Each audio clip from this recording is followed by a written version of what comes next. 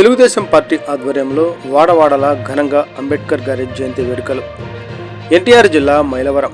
భారత రాజ్యాంగ నిర్మాత డాక్టర్ బాబాసాహెబ్ అంబేద్కర్ గారి 134వ జయంతిని మైలవరంలో కూటమి నాయకులు, తెలుగు యువత అధ్యక్షులు లంకా లితీష్ ఆధ్వర్యంలో వాడవాడల సోమవారం ఘనంగా నిర్వహించారు. ఈ కార్యక్రమంలో డాక్టర్ బిఆర్ అంబేద్కర్ గారి విగ్రహానికి పూలమాలలు వేసి, కేక్ కటింగ్ చేసి, మిఠాయిలు పంచి ఘనంగా నివాళులు అర్పించారు. ఈ సందర్భంగా పలువురు మాట్లాడుతూ, మన దేశం లౌకికవాదాన్ని, ప్రజాస్వామ్యాన్ని, ప్రజల స్వేచ్ఛను రక్షించగలుగుతుందంటే దానికి డాక్టర్ బిఆర్ అంబేద్కర్ గారు రచించిన రాజ్యాంగమే ప్రధాన కారణమన్నారు. విద్య, జ్ఞానం ద్వారానే సమాజం అభివృద్ధి చెందుతుందని, అన్ని వర్గాలకు సమన్యాయం జరిగినప్పుడే ప్రజాస్వామ్యం విరాజిల్లుతుందని డాక్టర్ బిఆర్ అంబేద్కర్ గారు ఆనాడే చెప్పారని పేర్కొన్నారు.